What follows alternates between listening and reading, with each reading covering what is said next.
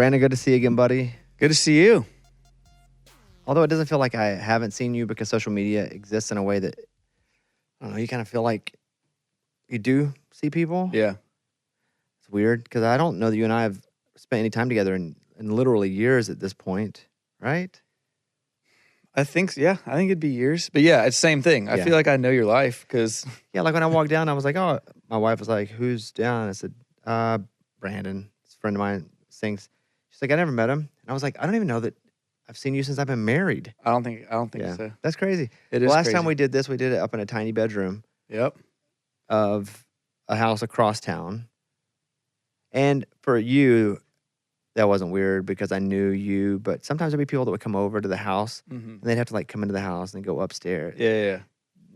Looking back, that was a little invasive, right, Mike? It's our fault. I mean, it's our fault. Yeah, it was weird. It was right by your bedroom. So Yeah, it we had to walk by the bedroom. Yeah, it's the first thing Brandon said. He was like, yeah, we did. Last time we did this was in a small room. That's when it hit me. I haven't seen you in a long time. But welcome to the new studio. Yeah, it's great. Thanks for having me. Yeah, take a dip in the pool if you'd like afterward. Yeah. A lot of guests, what they say is if it's been a good interview, they like to jump in the pool. So you let me know at the end, and you can jump right in. How warm is the pool? You know, it doesn't matter. All right. It has to be a really good interview if it's an ice plunge. But, it always is. all right. Let's see. Where do I want to start? I feel like because I asked you how you been, you said good, bad, in between. I feel like that's kind of been, I don't know if you're talking about personal or professional, but I know professionally, you guys come out and you have the big hit. I was going to be your forever. You're going to be. And then did you lose your deal and management? Yeah. I mean, how much do you want to get into this? No, I mean, as much as you want to. No, we can. Because the reason I want to get back into it is because it's not like that anymore. Right. Because it's been the complete opposite. Actually, we have the same agents sort of now. Yeah. But I kind of wanted to go, we saw each other, it was going good. And this is a testament of sometimes things don't go right for a long time, but if you just keep on going and you have the heart and determination, you're putting in the work, I'm just going to tell you where the whole timeline of this interview was going to go with me, that you push hard long enough, eventually the rock moves. Yeah, absolutely. And it's funny because seriously, coming here and like last time I did this was just forever ago and it was at your house and I used to see you more often back then, just running the same circles. And it's just been, anytime I see someone that I haven't seen in a long time and they're how you been, it's like, oh man, since I last saw you, I've been everything. Yeah. The highs, lows, and everything in between. Because so kind of being funny, but also, yeah, I mean, since I've seen you last, since we've kind of done this, I mean, yeah, had a huge hit with Love Story. It's like, I don't know, it's a 100 quadrillion times platinums or something. But and then we had Born to Love You after that, and really Sing that one. I was born to love you. I could search the world from south to north. Born to love you. No, do the chorus melody though. Don't sing it hard, but do it again. But you were going too fast. I could search the world from south to north, but I already found what I'm looking for. Wherever I go, whatever I do, I was born to love you. I was born to love you. Got it. Yep, I knew it. Got it. We actually sang that on Dancing with the Stars. What the season you were on? Yeah. You didn't dance to it. I didn't dance to it. I danced to Jansen, but you played that. Yeah, that episode. The country thing with like the plastic cows and hay bales. We did a whole group dance with Platt. And I remember getting so frustrated at that because they were like, it's country night. Bring in the cows and hay bales. I'm like, guys, this is really not what it is. But yeah, that was cool. But so you guys do that. Okay, walk me through it. So we do that. We put out that album. That album debuted at #1 on the album chart, Billboard album chart. And we were the first band to debut with a #1 album since Alabama. So we were crushing. And then toured U.S., sold out our headline tour. Then we toured with Luke Combs, Dierks Bentley, Miranda Lambert, and then went overseas, sold out a bunch of shows in UK, headlined Australia. Well, we were going to headline Australia. We're on the Miranda tour. We have a single at radio, #1 most added. We're like, here we go. We're about to get 2 buses, about to do that thing. And we were doing like a headline tour and Miranda's thing at this like alternate weekends. And we were about to go to Australia and our management was like, hey, you're not going to Australia. There's this thing going around.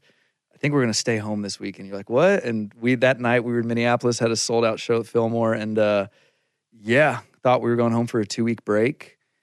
And that's the beginning of Act 2. Really? In It our was journey. COVID that started the unraveling.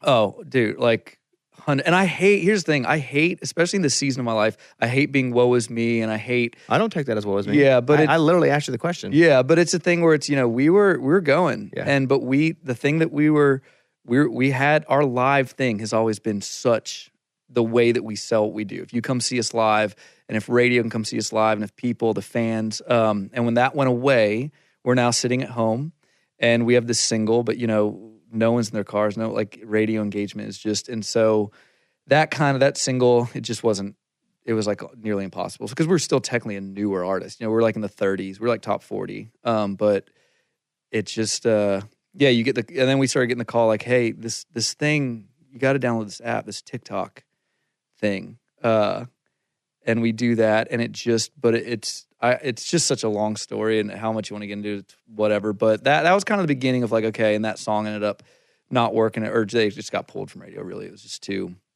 It was a hard season, and so then after that, you are kind of we had a whole second album ready to go with Dan Huff and Jay Joyce, and, fully produced. Well, yeah, fully produced, gonna go to mixing, and if you don't have a single that's promoting that album, and you're not on the road promoting that album's easy to just kind of stop being paid attention to, and then before you know it, you're kind of in the wilderness. Which I'm aware everyone. I mean, we're a small business. Everyone was in the wilderness trying to pivot and trying to adopt to these new times. But it was that was kind of the beginning of the unraveling of. When did you start to feel because a lot of people went through either, well, I would just say not being paid attention to because there wasn't much attention to be paid. Mm-hmm. When did you start to feel hey, we're kind of not getting the same amount as compared to the other folks? Yeah, I'd say not long after. So we had a single called What I See, and that was produced by Dan Huff. And that, it was in the 30s. It was top 40. And once you can just tell the calls start becoming less. And also the standard for where we were at was just so high. Because we're at a label with other just huge artists, and we're still working our way up that mountain. We're still if we're playing a festival slot, we're not the last ones, maybe second to last or third to last, but you're climbing that mountain. But once that single got pulled from radio, then the calls start becoming less.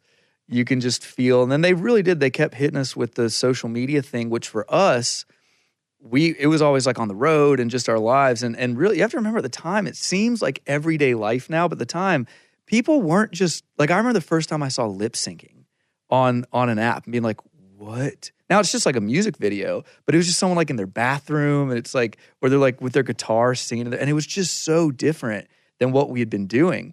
And we'd try to make it work, but at the time, we weren't going super viral. We weren't just having this moment. That was during Olivia Rodrigo and these things that were just, and you're and you're now becoming content creators, which is something different than we had ever done before. And it's really not our expertise. We're a band and we play music and write songs.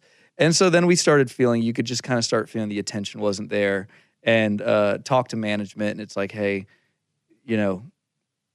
it's just a tough situation. And yeah, everybody was losing money, and nobody wanted to spend the equal amount of money when they were pulling in less money. Yeah. So there had to be decisions made. It happened across a lot of entertainment platforms. Yeah.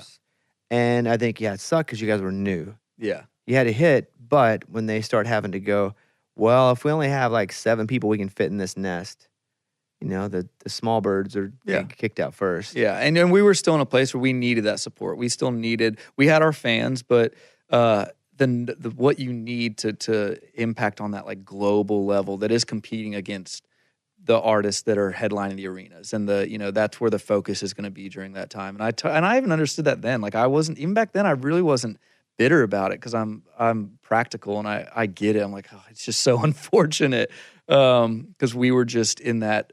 When you're, people don't understand. It is hard to move tickets. It's hard to sell tickets. It's hard to sell hard tickets. Yeah, and we were selling hard tickets and selling out venues in different countries. Which for us was just so mind blowing. But yeah, it was a tough time. Did they give you the call hey, we're gonna move on, discontinue the deal? Like, what do they say? So actually what happened was our management called and was like, hey, I had a meeting. I've had some meetings.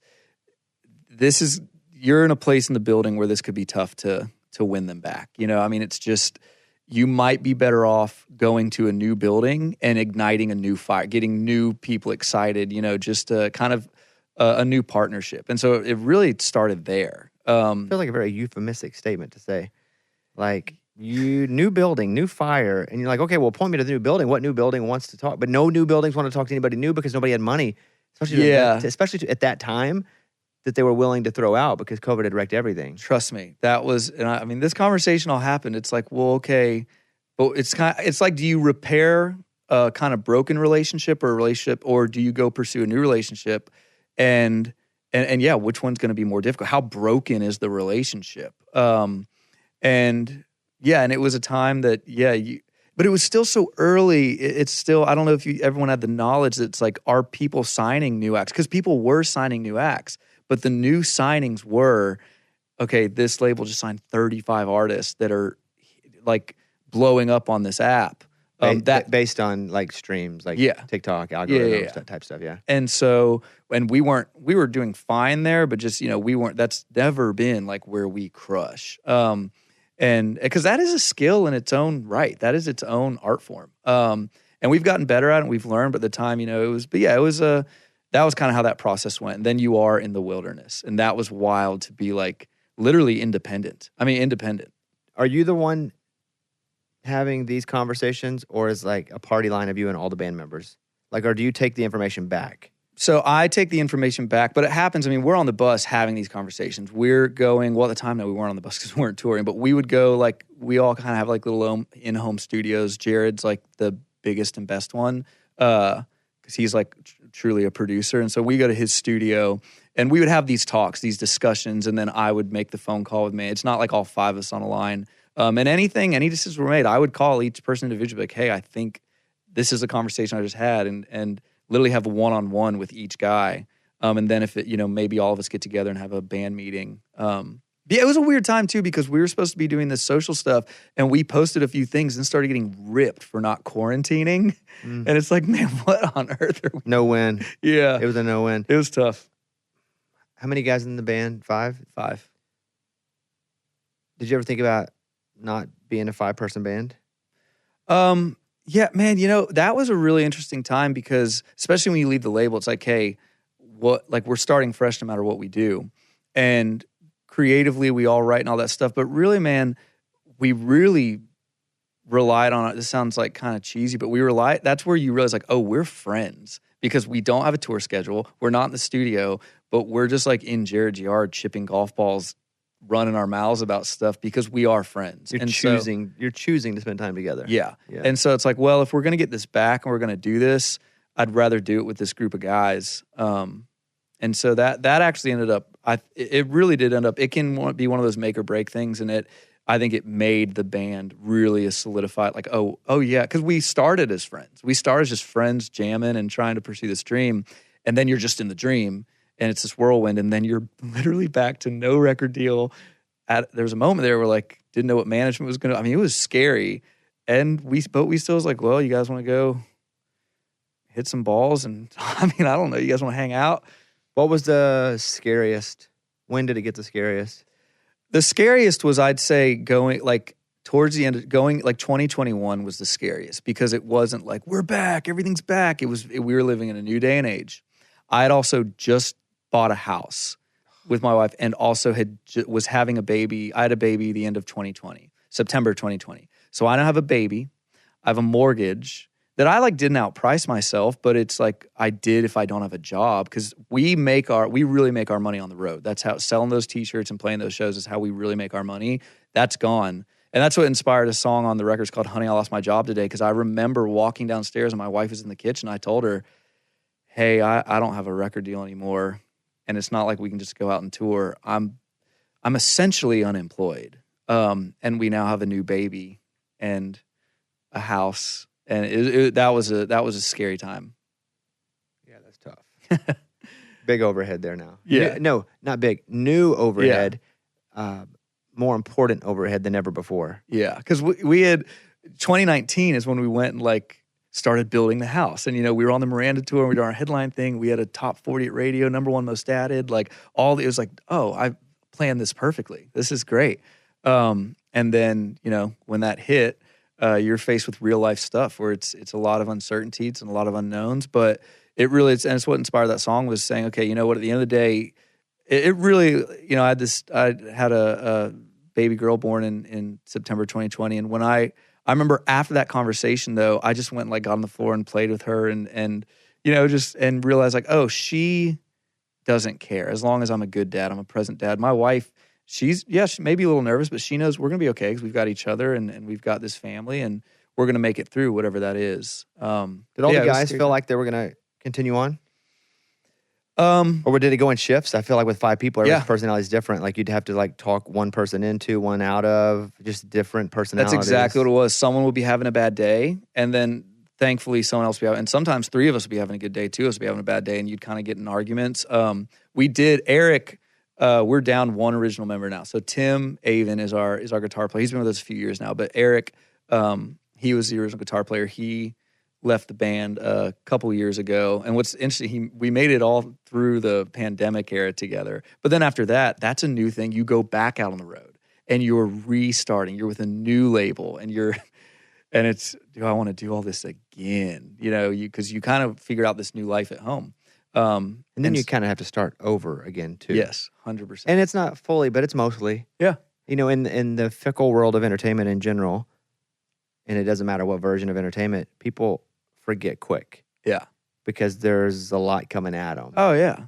And so when do you start to get interest again from a label? Or does management happen first? Does they, like what starts to, what the waves start to come back in? What comes first?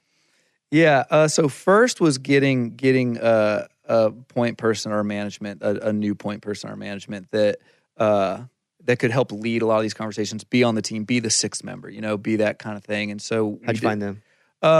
Honestly, so I was working, I had a publishing deal with Jay Joyce, who's a producer in town. And the person that used to run that publishing company, we're still in touch. And I still write, Melissa Spillman, Jeremy Spillman's her husband, still write with him. And she knew we were looking for management. And so she actually reached out to this guy and actually based out of Austin, but partnered with Nashville. And so flew into Nashville and just got really, I liked that there was kind of a perspective outside of Nashville, but also there was still roots in Nashville because it's like a partnership. And so found that relationship. And then we had, because we have a name. Like people know Lanco. Like that's one thing I've learned that's just crazy, moving outside of the city and just kind of living a normal life. My daughter's in like a little school, and when you talk to parents, you're like, oh man, people know Lanco. And so the industry knows Lanco. So there were labels, like even from day one, that were kind of interested. You go get coffee, you'd go to the meetings, you go. But then finally we played a show and Jennifer Johnson from Riser House was there and just jumped on, just all in pretty much immediately. And so that was really exciting. That was a new team, more on the independent side, which was fun. But not so independent that it was independent. Right. Because there's some success there. Oh, yeah, absolutely. Yeah. And so that's the thing. That's always, and that's like a perfect medium for me is if you can find, it's not this huge corporation, controlled by New York or whatever. It's like if it's in-house, but there's also connections and it's big enough there can be movement and all the connections there, all the relationships are there that are important. And there can be leverage with other successful acts. Yeah. Who else is on Riser House? So Mitchell Timpenny has a joint partnership with Riser and then Sony and then Megan Patrick, Dylan Carmichael, and then they're also a publishing house too. So they've got writers that have written. Lainey Wilson, John Party, and Luke Combs, but just so they're in the game for sure. And that's the benefit of having somebody that has some leverage because they have other artists that they can, for lack of a better term, trade in and out. Meaning, they could also use you, right? They have a new artist, like, we can get you Lanco, but you have to take on Jimmy Johnson here and let him do. So that's part of part of the business as Yeah. well. So, okay, you have this hungry, I won't say new, but newish, but semi-established label. Mm-hmm. You have a manager. Do you have an agent? Yes, we have an agent. Did you have an agent? We had an agent. Yes, now we have a new agent. So yes, all new. Did you get all new team? Did you get dropped by your agency? No, it was another. It's an oh, man. I don't know how in the weeds I want to get.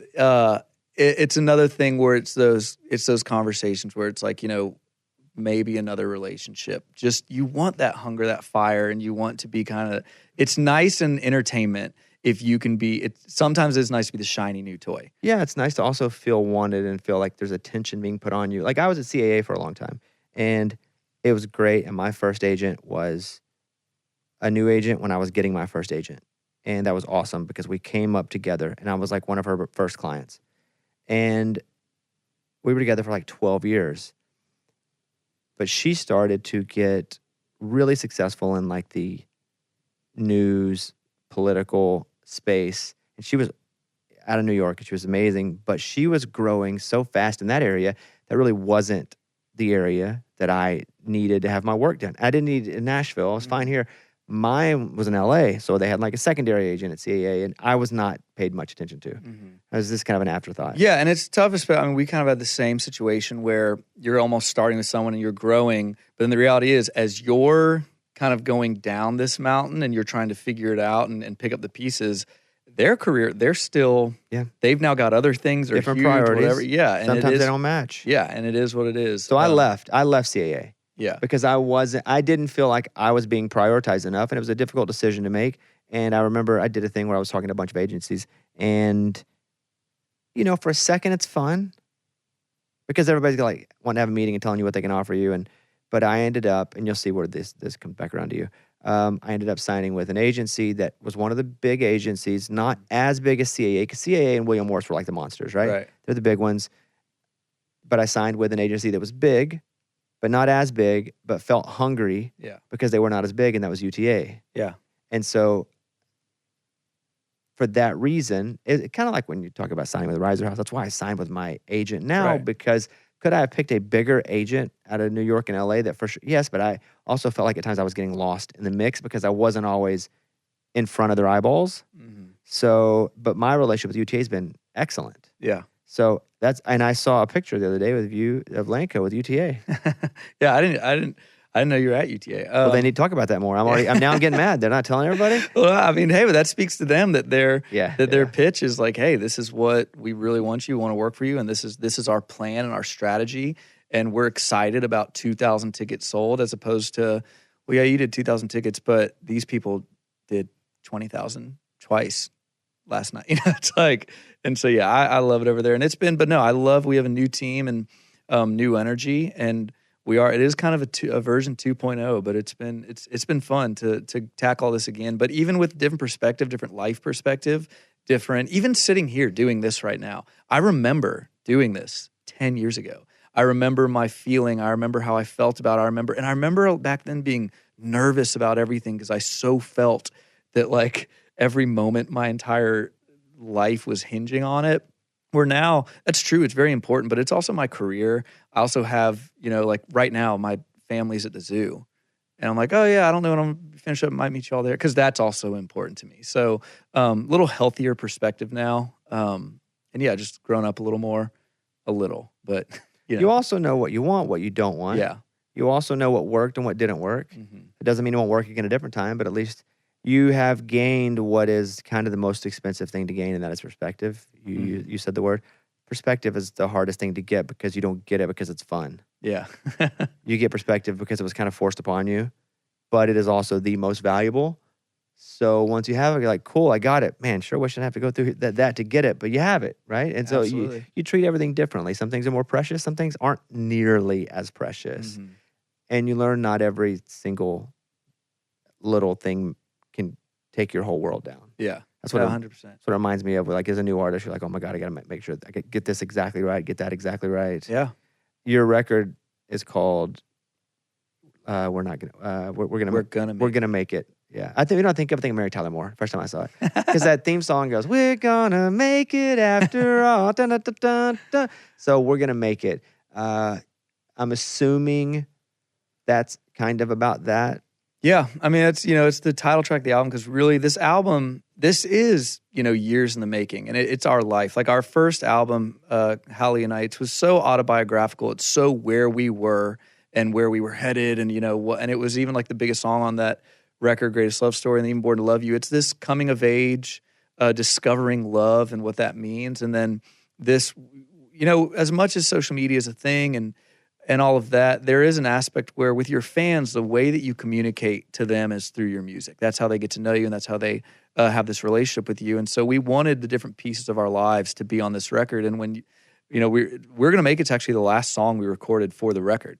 And when you listen to the record, you realize there is this theme of ups and downs and trial and tribulation and good times, but also some really hard times. And through it all, there was this theme in our personal lives of, we're going to make it out of this valley. We're in a valley right now. We're going to make it to that hilltop, and we're going to look back and be better because of it. And so that's, it kind of summarized the whole album. Reminds me of the story of the king that had the "This too shall pass" ring, and when times were really tough, he would look at the ring and he would remind himself, "This too shall pass, hang in."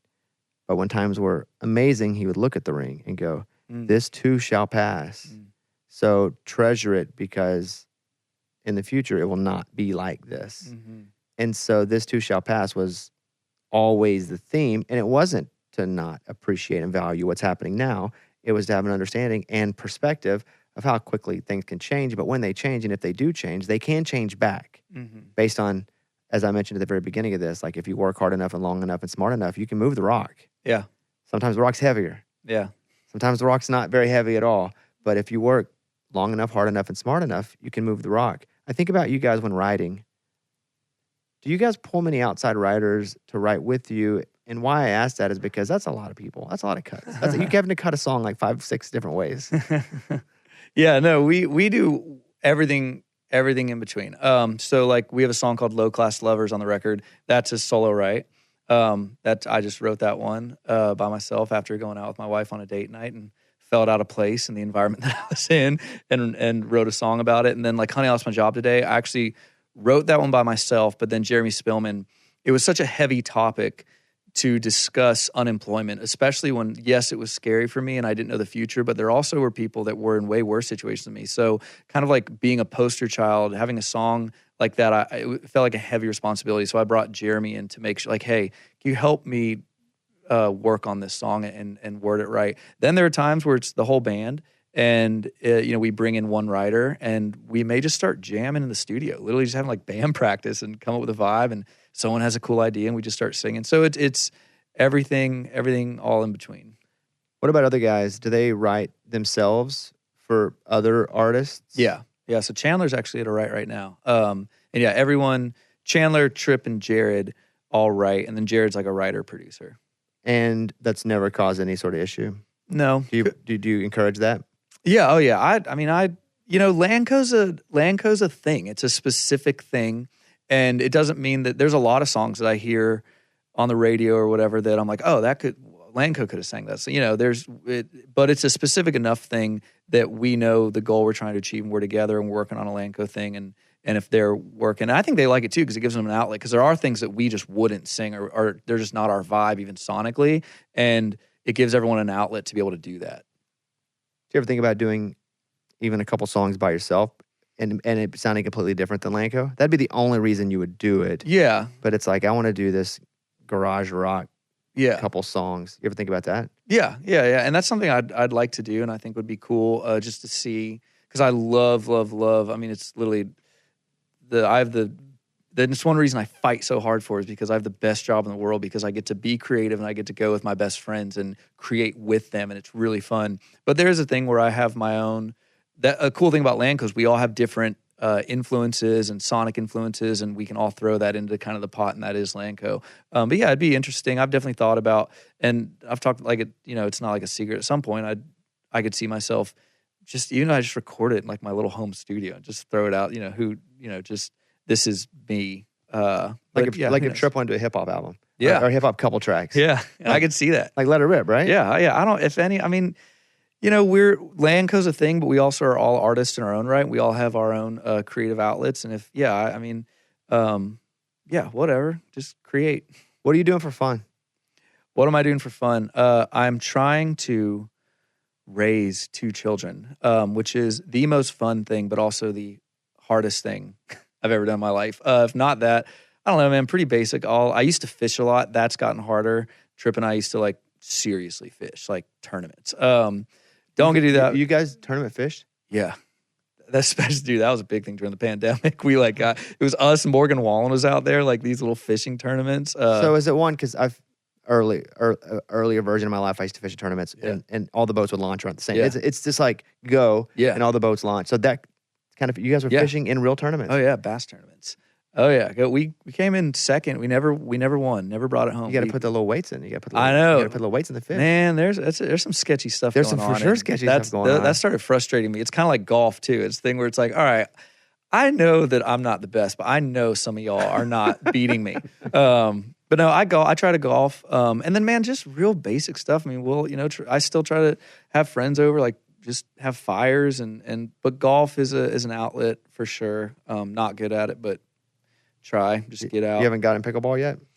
No, so I actually, man, pickleball's tough though because it's like golf. You can get with a group of buddies, but you also can go and do it by yourself or just go to the driving range or something. Pickleball, I love pickleball. I've had a hard time coordinating getting people together to do it.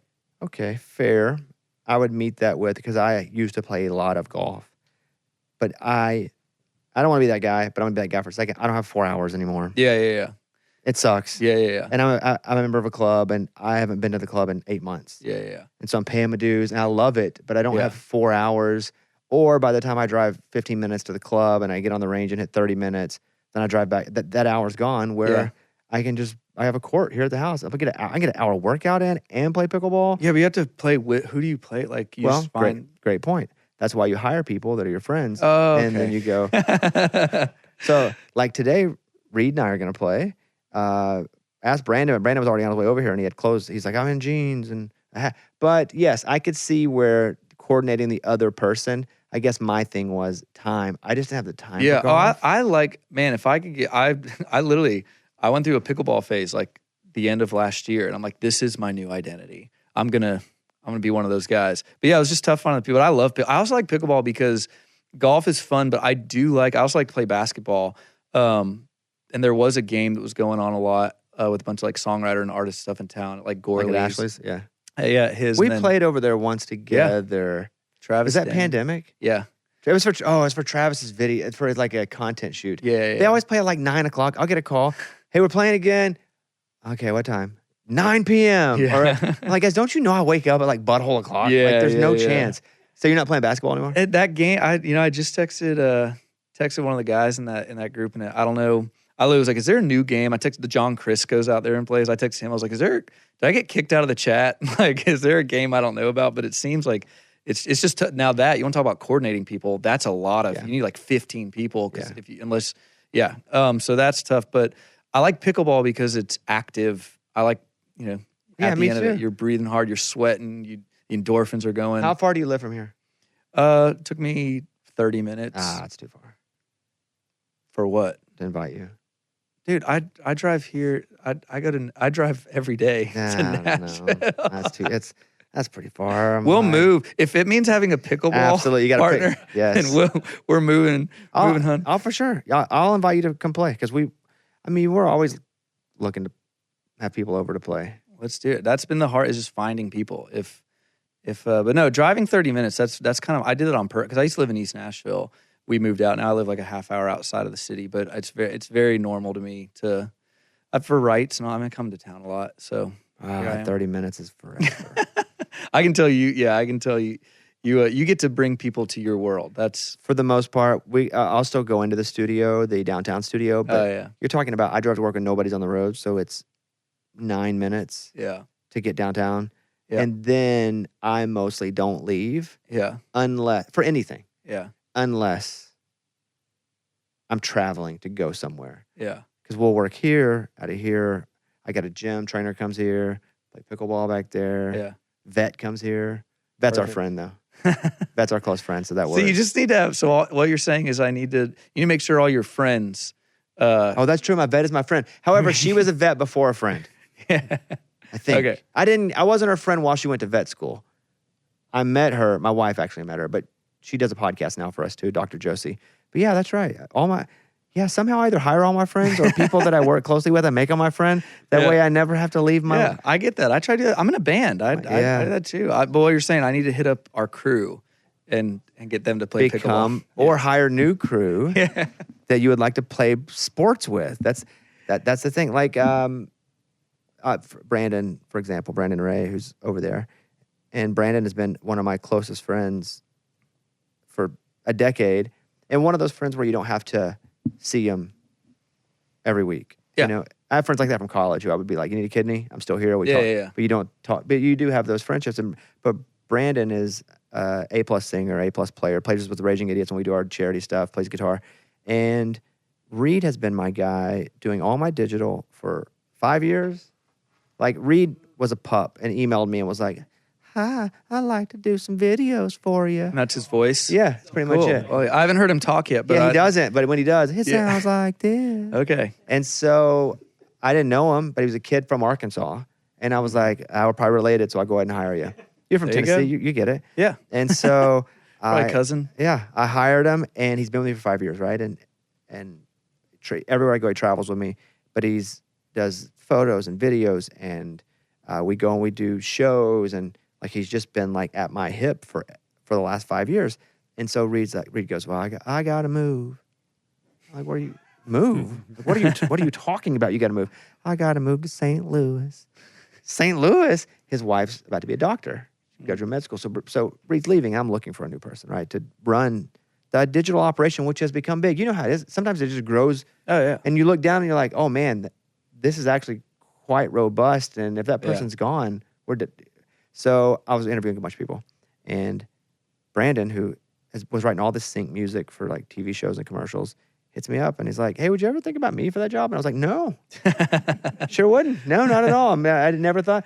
And so ended up hiring Brandon, and so now Brandon's doing this. So I guess I just hired another friend. I guess I Perfect. just keep it. I'm just giving you, Keeping the family. hire all your friends. Yeah, I love that. Yeah, then they come over. My wife is always like, "Who are you hiring now?" And I'm like, "Don't worry, A friend. you That's it. already know them." Does Yeah. your wife ever go out with you on the road? Yes. Yeah. She Even does. with 2 kids? Yeah, we bring the kids too. We're traveling circus, man. We like just a few weeks ago, and especially we'll work it now. Like they do seem to go places. Like they came on the road a few weeks ago because we were in Florida. So like Sarasota and Tampa and like Is that bus area. road or will they fly? So both. So they flew. Let me think how. So they flew the Florida one. They flew to Florida. We have family in Florida. They stay with. And then they just like met us there. And then the last week of the tour, Northeast, they flew to Boston. We have she has my in-law, or my sister-in-law's family is from Boston area. So flew up, stayed with them, then hopped on the bus with us, went to Buffalo, and then bused down to Nashville with us. And yeah, we have some bunks open. So my daughter just jumps in a little bunk, and then we set up like a pack and play thing in the back, and my wife sleeps back there with it. And make it work. We're just carnies. Whenever you decided to go back on the road, which inevitably you knew you would do, a bit nervous, put tickets back out there? Oh, yeah, terrified. And what was so weird at that time, that was still, we started going out in like end of 21, 20, and then 22. That was still, the whole country handled that whole thing differently. So we might play in like Montana, and it'd be like thousands of people be like, "Oh, we're back, baby." Then we'd go play a show, and there's like 17 people at tables, because it was just, the vibe was still, and people were like, "I'm not going out to a show." And so we would play shows like, is it us? Is it the world? Is it we just couldn't get because here's the thing that was really weird about our career. Everyone, unless you're like George Strait, there are some that get to hack this and don't, but everyone does eventually. You do have that last, and even George Strait, you have that last hit, that last single. And then you do get a phone call like, "Hey, it's not, they're not biting. It's not React, and then you get to, if you're huge, you get to choose like, are we going to be legacy? What are we going to do? Or for most artists, you have this career and then you have a song and it doesn't, and then you try again. And you go from say you're doing 5,000 tickets to then maybe you're doing 35 to 2 to, and but it's years of this, like you're seeing it. We went from like top of the world selling out in different countries to we'd play a show and there's 15 people. And like, wait, is this because of us or the world, or did we fall off that hard, or what is it? And it was a really weird whiplash because it wasn't a fair representation. We didn't know where we were. We didn't know, like, do we have fans out there? And so that was definitely a really scary process. And what'd you find out? What was it then? I think it was, I mean, we found that we still, I mean, we sold out shows on this. We have not had like a hit, like a number one song in like 8 years. And we still can go to certain markets and, clear 1,000 tickets and sell out. And we go to a lot of these, exit in type venues and sell it out. And that was honestly, even at the time, that was still like around, we somehow do have this fan base that really, a lot of people know us for Greatest Love Story, but like our fans, they'll sing the other songs and they'll talk to us about how these other songs have impacted them. And so we still have this fan base. We can go out and do our thing. Now it's just trying to capitalize on that and grow from there and kind of relaunch. You talked about a song you wrote on this record by yourself, which was Low Class Lovers. Mm-hmm. So first, I'm going to ask you about that. Where were you with your wife where you're like, we don't belong? Man, I don't remember what it's called. It was a restaurant in Green Hills. And part of the not belonging thing, too, that was our first time going out after having a baby and with the COVID. So we had been like living in sweatpants. And like, it was the first time we'd like seen society went out. So we already felt, it's like, oh, okay, like out in the world. And then also, we had been like living in sweatpants and just chilling, and now we're like at white tablecloths, whatever, and it was really nice, but it was things on the menu you're like, kind of want a cheeseburger. Like, I don't know, I'm sure it's good, but I don't know if I want the whatever type of eggs as a garnish on the thing. When you write a song by yourself, that one specifically, when you're done, you really can't send it and have somebody give you critiques or changes, right? Because then they co-wrote it. Yeah. I mean, fine line. Yeah. And, I think that my process of that is if I write a song that I think is cool, I'll take it to the guys and be like, and they generally don't, they don't try to like get in on it and be like, well, maybe if the second verse, it's like, this is one I wrote, yay or nay. Because I do bring like pretty much a completed thing. And it's either like, is this cool or not? And that one was cool, like on guitar. And then we got in the studio and I told Jay, he produced that one. I was like, I want this to be like a Bohemian Rhapsody, like this up and down and in and just this kind of this. He kept calling it my opus. And so once we started in the studio attacking it like that, it just became really fun. And yeah. Will they ever say nay? Yeah. If you bring in a song by yourself, you're like, this is it. They'll go, nah, I don't think this is it. They never say that. They'll say, that could be cool. But now you know what that means. Yeah, exactly. So got it. What about Greatest Love Story when you wrote that by yourself? Yeah. What was that? Did you write that before them? I wrote that around the time we started as a band, but I had written all the songs and had these songs I wanted to put a band around it. And so that was one I wrote right as it was forming, and we had finished rehearsal and we were out on this back patio, and we were like, well, what do we do? Because we kind of practiced all the songs, and I was like, well, I wrote this little thing, and I wrote it, played like the verse chorus, and everyone was like, yeah, that's cool. And so we just went right in and started putting music to it. They like that one. What do you chase now? Meaning, there are like 8 versions of finger quote success. Yeah. There's lots of streams. There's viral. There's radio. And 1 or 2 of them without the others is great. Yeah. Because right? There's many ways to cut, but you almost have to pick your lanes that you chase, because if you're chasing if you're chasing 8 rabbits, you're not going to catch any of them. Yeah. Like, what are you guys as a band? Like, what are you chasing? Well, I'd say, for the past few years, we've been focusing on like building socials and streaming, and that's how people consume music. Like, they're not buying CDs as much anymore, if at all. So that's part of it. But I would say, right now we really are.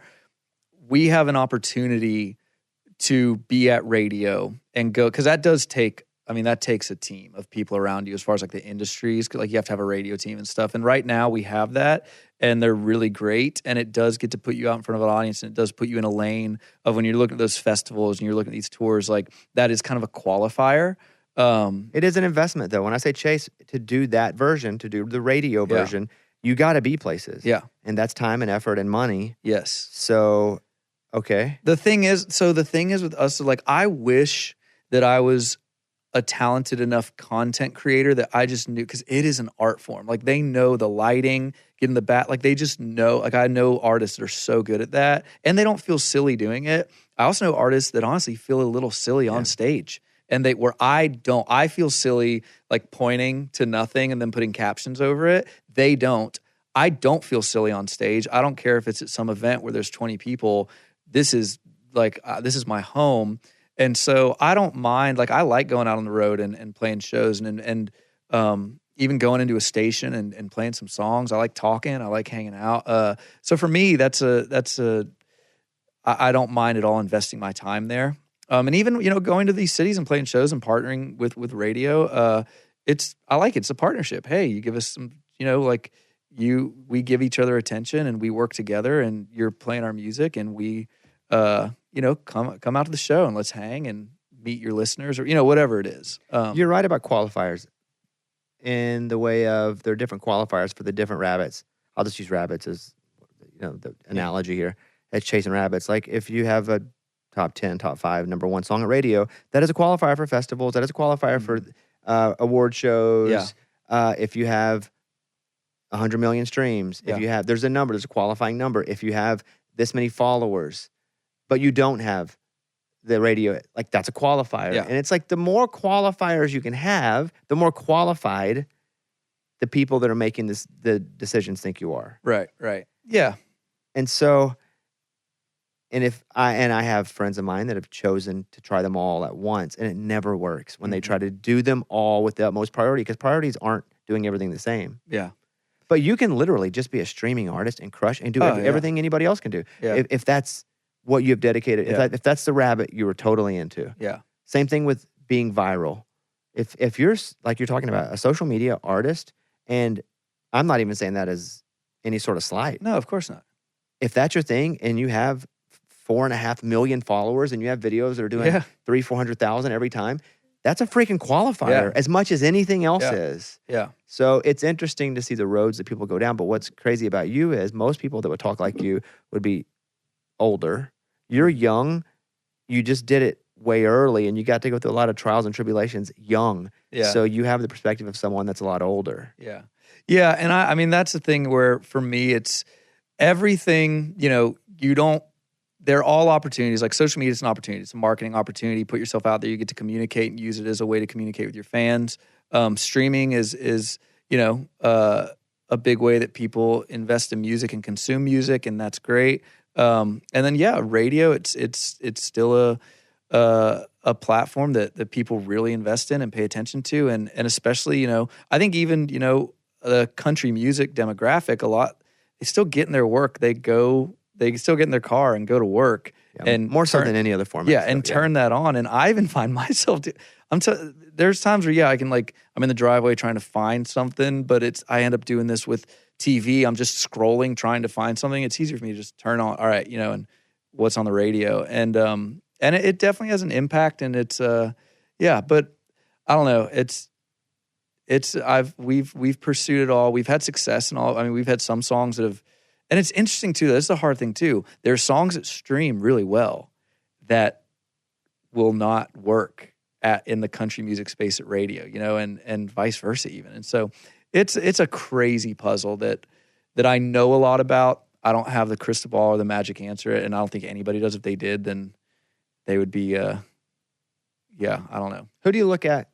And I'll give you an example as I ask the question to give you time to think. This is an interview technique called, I will ask you a difficult question, then I will talk for a second to give you time to think about an answer. Yeah. Who do you see and you go, man, how they strategize that's pretty freaking cool. I'll give you an example. Drew Baldridge, who had, it all fell off. Like, it all fell off for him. And really with no options, dude's playing in backyards.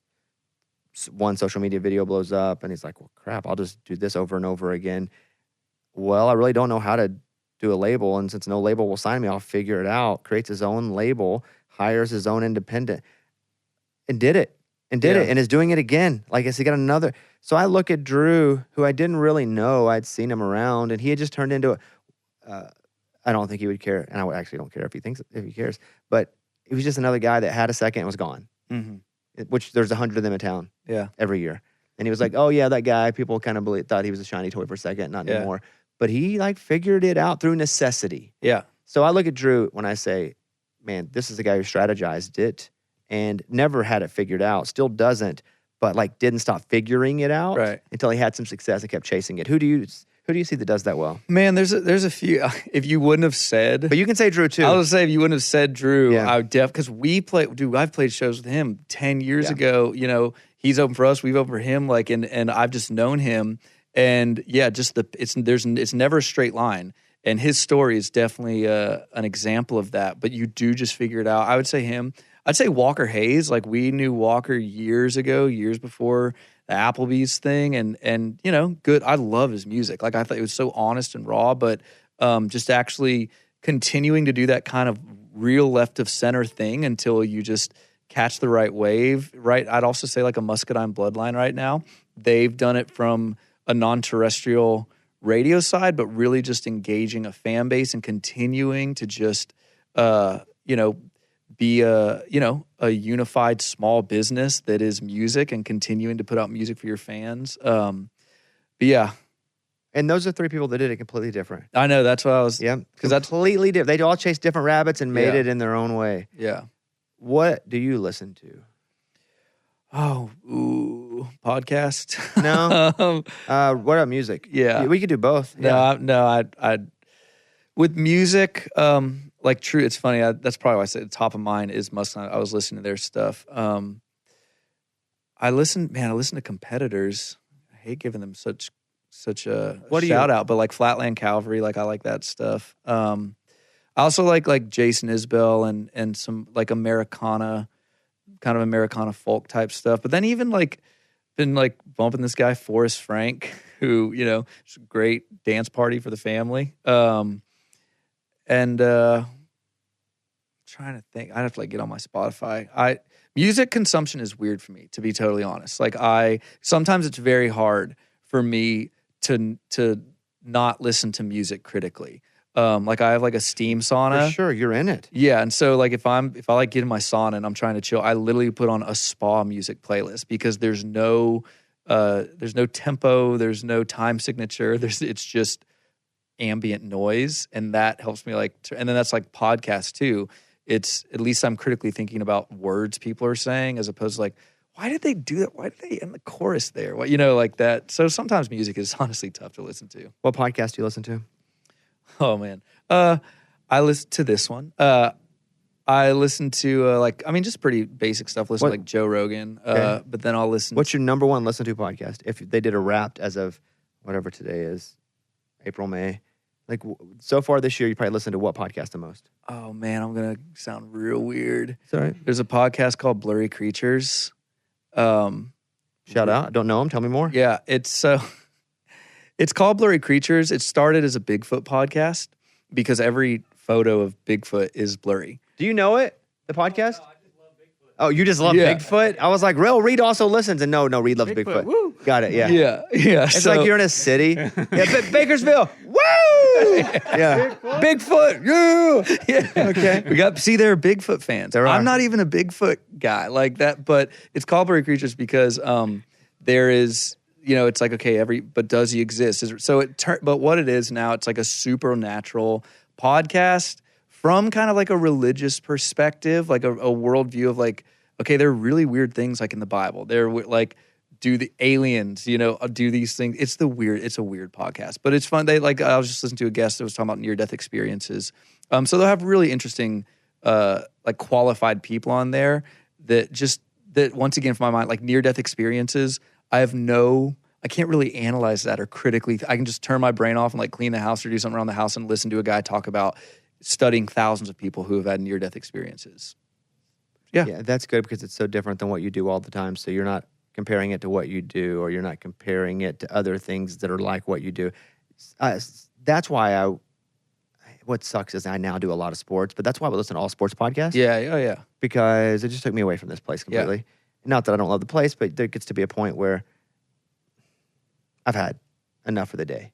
Yeah, oh yeah. In every way. Yeah. And so, but then, like I typically do, I just started. I was like, I think I'll do it now too. And so now I got like 2 sports podcasts. I can't even listen to them and enjoy them like I used to because now I'm either thinking about, man, this guy's really good. This guy, I like how he does it, or this sucks, or what a terrible guest. Or now I'm thinking, I never booked this guest. So now I've kind of ruined that for myself. Yeah. No, you're a person. I'm like that. You take your passions and then turn them into something, and then your passion then becomes. I even got like that with golf. Like in the same fish, I was in fish tournaments, got into golf, joined a golf league, and like was trying to be the number 1 ranked in my little dumb league. And I'm like, I can turn things into like, I get a little serious. My wife will tell me to stop turning hobbies into things that I'm monetizing. Yeah.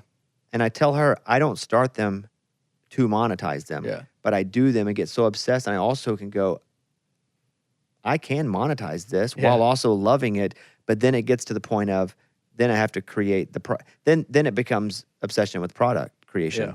And I kind of lose what I originally got in. So every hobby I've ever had, I've turned it into content and then not loved it as much. Well, and it's hard for you because your career is like you're a facilitator of conversation and ideas and people. And so if you could do that with anything. Like for a musician, no matter how much I'm into golf, like I'm not gonna like write golf songs, and so where I could see that being a challenge for you because it's definitely anything you get into, you could take this format and you could use the tools and the resources that you have to I think golf songs be pretty good, man. What? I think golf songs be pretty good. Yeah, I mean, there is one out there. I forget the artist. I need to start listening to Blurry Bigfoots or whatever it's called. Blurry Creatures, dude. It's an out there. It's just literally it's just top of my mind. I was listening to it last night. But yeah, I will listen to things that are not. I love sports too, but I'll like watch. I always have like Sports Center, something like that on.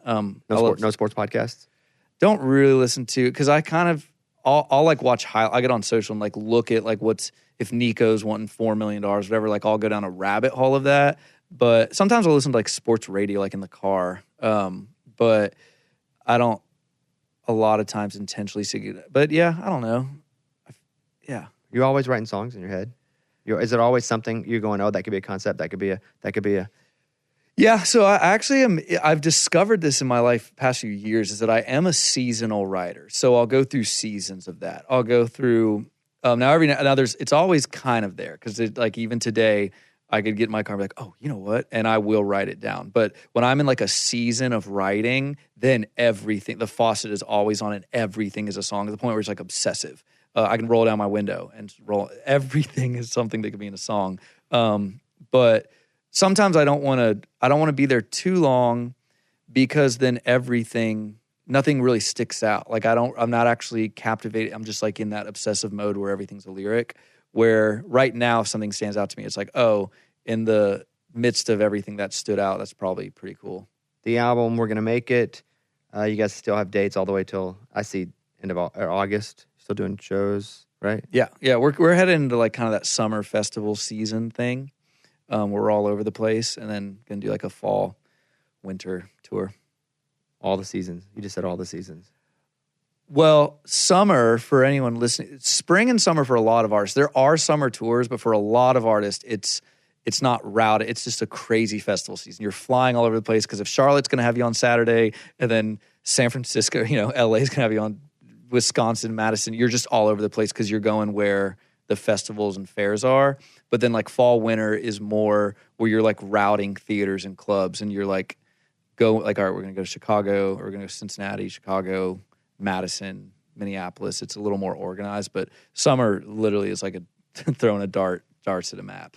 Well, it's good to see you again, man. Yeah, it is. I don't feel like I haven't seen you is the weird thing. I know.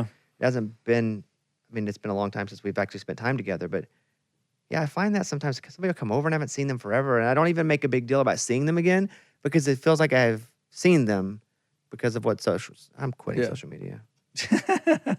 I can't though. I would say I can't either. I just had a social media meeting yesterday. How'd that go? It never goes well. What I find problematic about those meetings, especially if I talk to people about the algorithm, is they never really know.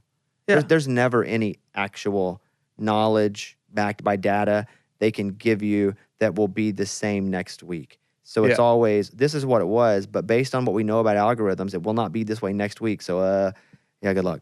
Yeah. That could be a whole winding trail we go down, but it's tough because for me, I just want to I want to showcase our music and our shows and our lifestyle, whatever. But a lot of things that work, it's like, hey, this trend is happening. Can you do this trend? It's like, well, yeah, I can. I don't know. It's always it's a dance that never ends. And when I say it didn't go well, it's not that it doesn't go well. It just is like, for me, it's way more fun like writing a song or playing a show. So it's hard when you're not like, I don't love it. And so it's just trying to find what I love about it and what excites me to put on there. But a lot of times what excites me may not be the trendiest, most captivating. I don't know. It's You just want to do blurry Bigfoot and call it a day. yeah, just to start talking about Bigfoot. All right, follow at Lanco Music for Lanco and Brandon Lanca. That's just it. It's just Brandon Lanca. I ran out of characters. Yeah, that's I'm never on my personal, but You aren't. No, well, that's why it was listed second here, but I thought I would just throw Brandon Lanca out there because it looks weird. Yeah, It's not your whole name. There were too many characters. Yeah, I should just get a new page. No, I know. I like run all the Lanco stuff, so I'm always on there. And it would have just made. Did you do Brandon Lanca before at Lanco Music? Dude, I made Brandon Lanca before Instagram was even. It was like a photo editing app. Because I would have said you could have just done Brandon Lanco instead of Brandon Lanca, but your name is Lancaster. But yeah. Well, I was Bobman 17 for a long time. It's an old screen name from like high school Brandon Lanca. that they just like automatically assign. Don't worry about Brandon Lanca. Go follow at Lanco Music, and you guys check out the music and tell all the boys to say hello. I will. That'll be awesome. There he is, Brandon Lancaster, everybody.